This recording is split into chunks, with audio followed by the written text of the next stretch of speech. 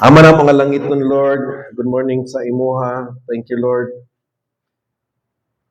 Nga imuminggi tapok din karon.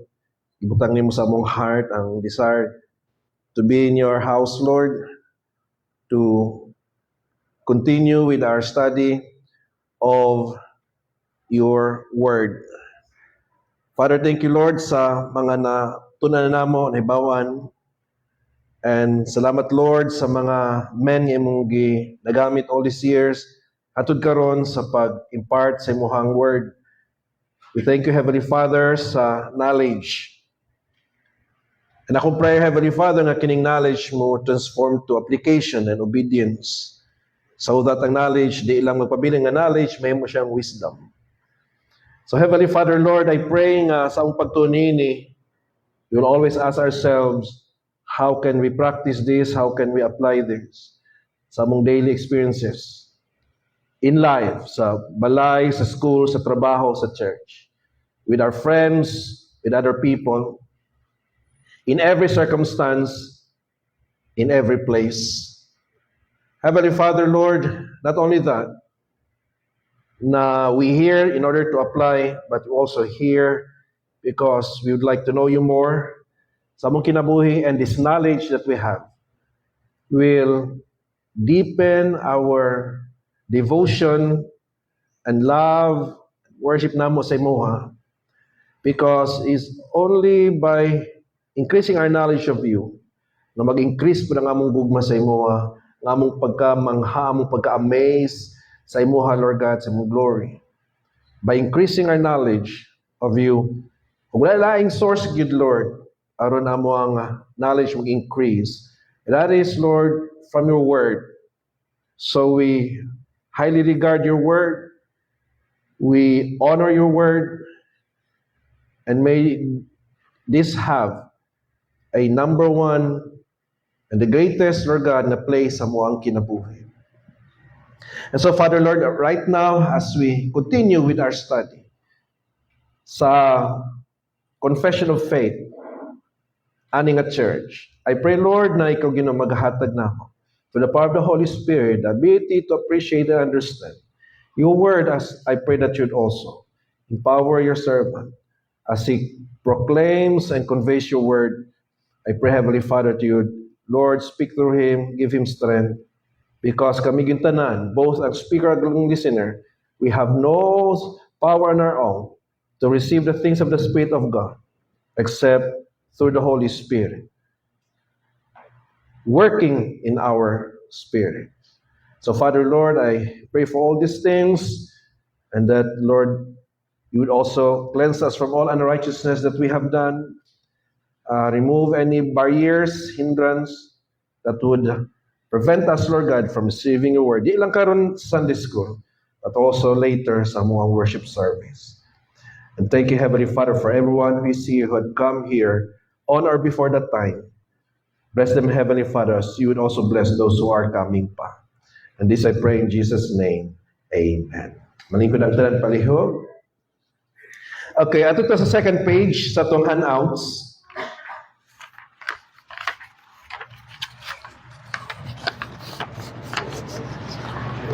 And as I was watching the live stream, di gyud ang live gyud, but the delayed na video sa tuang Sunday school, because while naga-Sunday school ta dinhi, naga-Sunday school pud ta dito sa Katiil, la Sunday naman ko sa Katiil, naman mi dito la Sunday.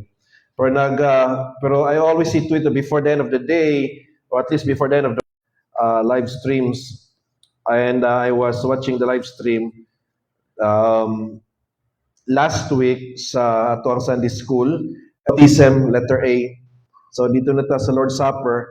And I could remember also nga there was a question last time nga gi-raise, and it was apparent na answer to siya o well, and I praise God good sa kanang sa session ninyo. I really encourage you questions, you know. I really encourage you to ask and also add to what is being taught, no? Because namantay kagawasan, naputay katungod, mabuhat niya na as members of this church. So, naapata sa Article 14 of Baptism and the Lord's Supper. Under gihapon ni sa itong series of study of the New Hampshire Confession of Faith, mao nga itong official doctrinal statement sa church o sa itoang mga missions. And for the sake of saving the time, di na lang kumag-asa nyo isa-isa nganong usa ng confession, nganong gitawag ang atong confession New Hampshire, and we will go directly na sa atuang kining study. So shall we read together Article 14 regarding baptism and the Lord's Supper? Okay, ready, go. We believe that the Christian baptism is the immersion in water of a believer in the name of the Father and Son and Holy Ghost, to show forth in a solemn and beautiful emblem our faith in the crucified, buried, and risen Savior, with its effect in our death to sin and resurrection to a new life. That it is prerequisite to the privileges of a church relation and to the Lord's Supper, in which the members of the church, by the sacred use of bread and wine, are to commemorate together the dying love of Christ, preceded always by solemn self-examination. Now, di na ako i-discuss ning baptism because nahuman naman not unless murag na lang ko'y nakita nga murag kailangan. Pero, but basically, I will just go over para lang masulatan ninyo ng mga blanco diha, no? So, atong natunan, based ato ang confession of faith, nga ang mode sa baptism is what? Immersion in water. Immersion. So, dili siya sprinkling, di siya pouring. Immersion, meaning dipping or plunging, no, the whole body into the water. That's based on Matthew chapter 3, verse 16. Unya, kinsa lang ang qualified candidate for baptism? Atong natunan nga ang candidate for baptism katulang mga believers na of Jesus Christ, no? Assuming a genuine believer gyud, we assume that, no? Acts 2:41, Acts 8:35 to 38. So kuanta, we practice credo baptism. In contrast to pedo baptism. Pedo meaning infant, no? Infant. Kita di ta ga-baptize og infants, ga-baptize lang tag mga believers. And so we practice credo baptism. Credo meaning faith, no? Faith. So meaning we baptize people who have faith in Christ. Okay, then ang authority sa atong pagbaptize gikan sa Father, Son, and Holy Spirit, meaning kanang ang authority to baptize gikan gyud sa Ginoo. I mean, ang atong authority to baptize gikan sa Ginoo. Unya pag hawa na ni Jesus padulong na sa langit, gibilin niya ang authority to baptize sa church. Sa church. That's why we always seek approval from the church kung natay i-baptize. Ngano man, kay dili man ko ang authorized nga mo baptize. Dili pod si Pastor Paul, dili pod kung puhod ko natay mga deacons, dili man ni sila mo gi-authorize nga mo baptize. Ang church man ang gibinlan sa Ginoo sa authority to baptize. So kung na may magpabaptize, we always seek permission or approval from the church.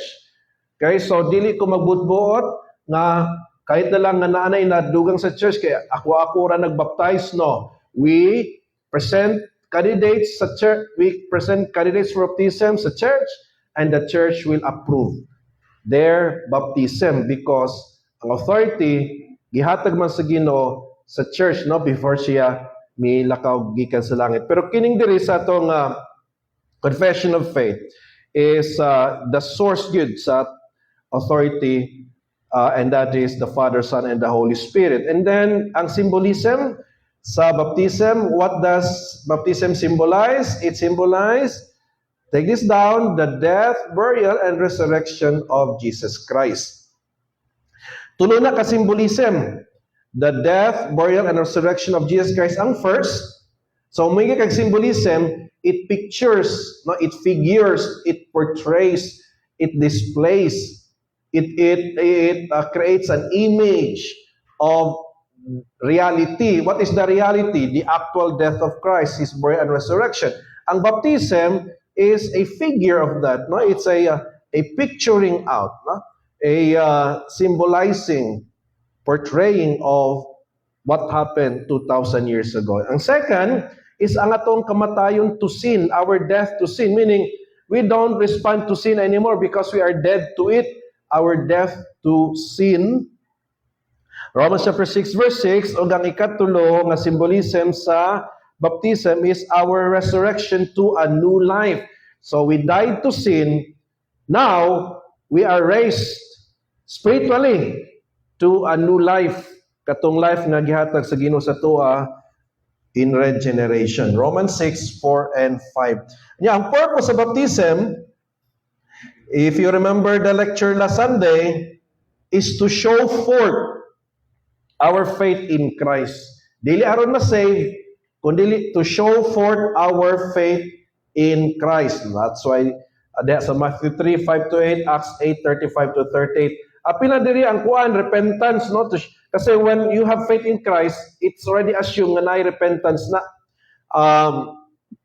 Because if you recall sa article, sa itong article about repentance and faith, kining they are two inseparable graces.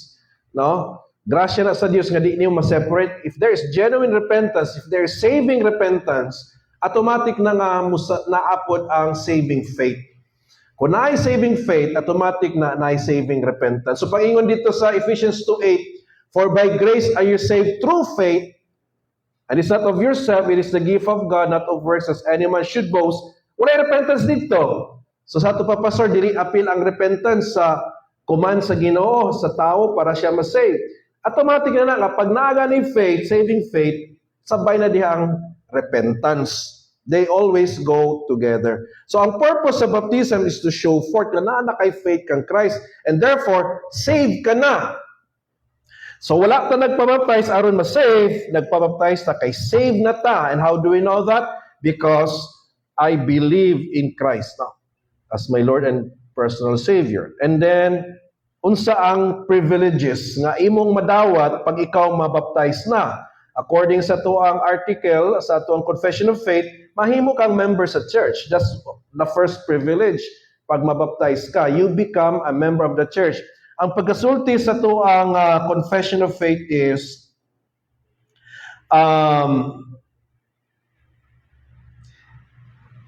that it is prerequisite to the privileges of a church relation. So, ang baptism naga-show forth sa atong faith in Christ, prerequisite po na para ma-member ka sa church. That's the first privilege. You are qualified to become, maad ka sa church, mahimo kang member sa church. And ikaduha, you can now partake the Lord's Supper. So, nagato magutag close communion tungod sa idea nga ang church is local, visible. And so, kung ang church is a local, visible assembly, and if ang Lord's Supper is a local church ordinance, therefore, ang makapartake lang sa Lord's Supper is katong mga members ana nga particular local church. No? That is how we stand regarding the idea of kay duha maguna open communion o closed communion. Ang closed communion is mga members lang gid ana nga church ang makapartake sa Lord's Supper, and even if Christian ka, pro member ka sa laing nga church, through church pa gyud ang imuhang church, pero di man ka member sa local nga church kung sa diin dito nahitabo ang Lord's Supper, di gyapon ka makapartake. Tungod kay ang Lord's Supper is a local church ordinance. So you have to be a member of the local church, nga particular nga church para makapartake ka. Ang open communion is, bahala na di ka member nga local church, pag Christian ka, believer ka, maski wa ka na baptize, basta save ka, believer ka, pwede ka makapartake. Okay? Mo nang open communion. Naay Baptist Church dis Davao, dako nga church, Masing dili believer ilang ipapartake na sobra na pud pagka-open. Kung ko ana tungod kay strict to kay ang Ginoo when it comes to the Lord's Supper. If you read the Corinthian epistle ni Paul, dito yung makita nga dili basa-basa ang pagtake sa Lord's Supper. You have to examine yourself first. No? Dapat believer gyud. Dahil kakatong nga church kay wa may klaro, mo na nga kutob sa naa din ha, di na gina-check kung member bar dili, Christian bar dili, basta naa mo din ha. Hala. Tagaan nila sa bread o sa wine. Nasobra na po pagka-open. Because at the first place, di man guna siya open communion. It's closed communion. Exclusive lang. Exclusive lang sa believer, saved believer, baptized, and then member of that particular local church. Kaya wa magutag ato og universal nga church kay at the first place kanang term nga universal church is a contradiction. Why is that? Sa definition pa lang sa word church, which means a local assembly, a gathering, a called out assembly. Pag ingon nga ang church assembly, gathering, it can never be universal. So ang consistent na nature sa church, given the fact na ang meaning sa word church is an assembly, ang consistent na nature sa church will be local visible, dili universal invisible. Mo na nga na-open communion tungod sa idea sa universal invisible church.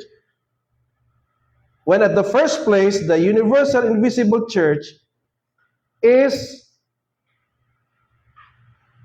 a false kining view of the nature of the church. Mao na nga walay order. Wala nay order, unya kining wala nay disiplina, wala nay regulation.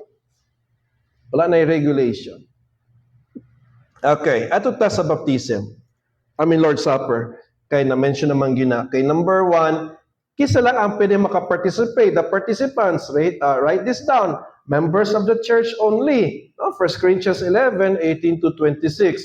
Assignment na lang ng pagbasa sa mga verses. And then, unsang elements nga gamiton para sa Lord's Supper? Bread and wine or fruit of the vine. Bread and wine. Pero ang term na gigamit sa tuwang confession of faith is bread and wine, no? In which the members of the church, by the sacred use of bread and wine. Okay, so the participants, members of the church. The elements, bread and wine. Dito na lang siguro na isulat sa dapin kay na-short na sa linya, no? Bread and wine. Ano say purpose sa Lord's Supper? Say purpose why we partake? To commemorate, write the word, commemorate. Brother Raz, asa si Brother Raz? Wala siya. Iba si makalimot ko niya. Kanang, para sa next announce, siguro itong taas-taason ang linya, no? Para dili good sa pagsulat. Wala si Brother Raz. Okay. Ang purpose, usa meaning sa word commemorate? To remember. So, ang purpose sa Lord's Supper, dili aron maluwas ang nagpartake. Dili aron makukuha niya ang sala. Dili aron maluwas siya. Dili aron napasaylo yung mga sala. No, dili. Okay? Ang purpose sa Lord's Supper is just to remember.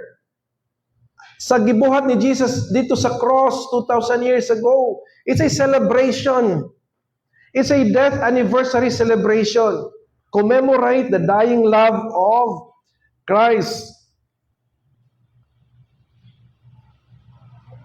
So ayaw ninyo i-interpret ng dying love nga ang love sa Ginoo nga hinahinay nagkanang og kawala. No, di pasulta na is the love of Christ nga willing siya mamatay para sa atua.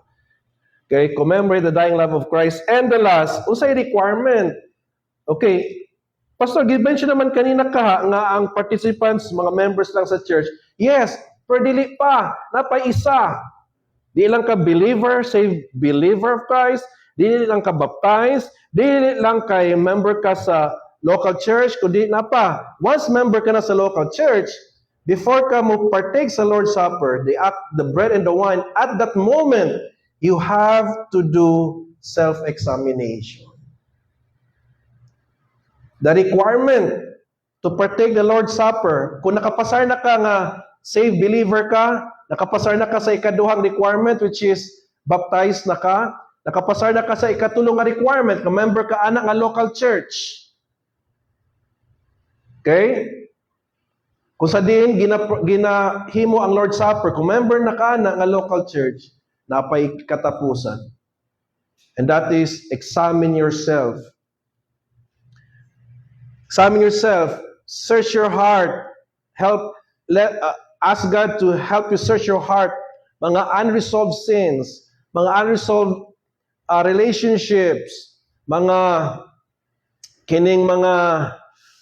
emotional baggages, katong mga besetting sins, katong mga unnecessary weights sa imong kinabuhi. Katutanan, i-confess to nato tanan sa Ginoo.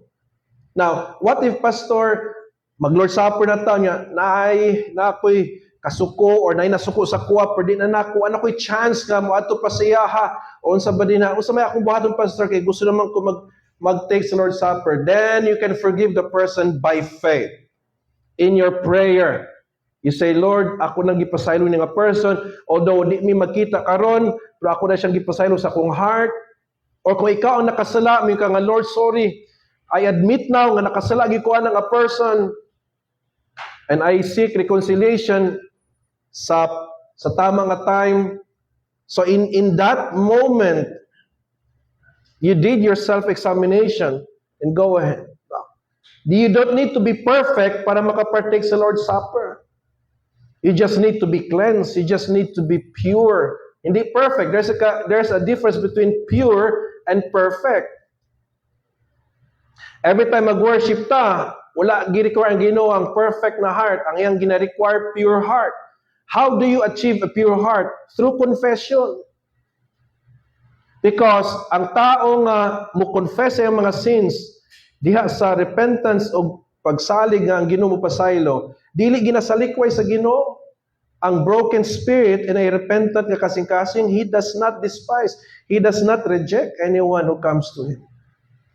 Okay, so even if the time nga mag-Lord Supper na ta, struggling gihapon imong heart, it's okay.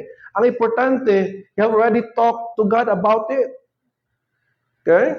So you don't need to be perfect and you don't need to feel good para magpartake ka sa Lord's Supper. That's nothing to do with our emotion, by the way. No? Ang pagpartake sa Lord's Supper has nothing to do with what you feel. It's something to do with the truth. And what is the truth? That no matter what you feel, if you have confessed your sins to the Lord, you are pure. That's it. Respond, react according to the truth, dili according to what you feel. Okay? So, ang requirement is self-examination. Assignment na lang na inyong pagbasa ng a verse. And,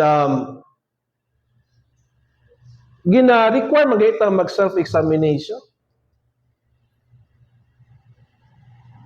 For sa agwa ng Ginoo, church nga, hatag na lang hatag sa bread o sa wine, dili gina-check kung believer ba na or member.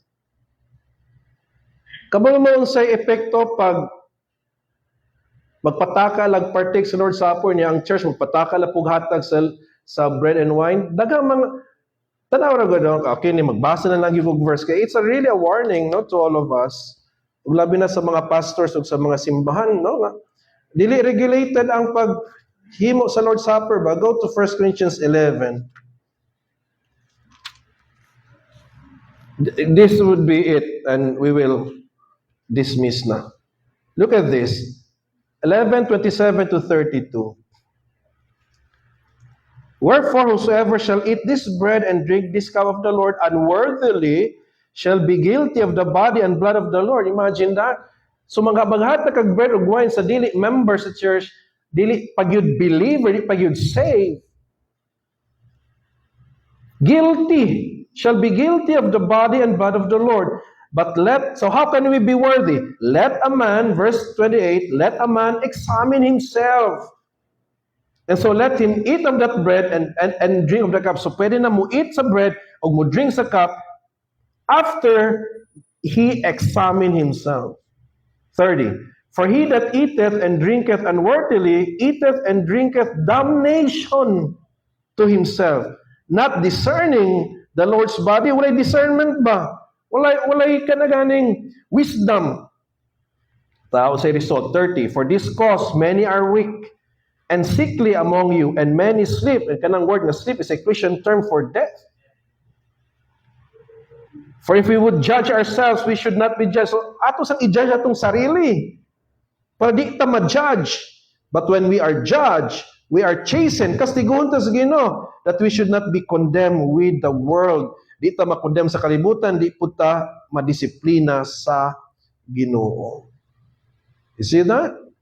It's not easy. Hindi ganyan kadali maghimo sa Lord's Supper. That's why we always do it once a year, because we really would like to value it.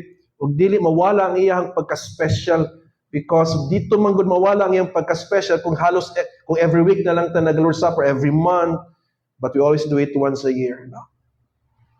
So, sige, time na gyud exactly 10 o'clock. Sorry kayo, di ko ka-entertain ninyo og question. Sige lang, kay next Sunday, wala man ko, naaman si Pastor Paul Musalo, no, sa inyong pangutana. Pastor Paul, bahala na ka ha, ko sa ilang mga pangutana. Kay, kuan, oo.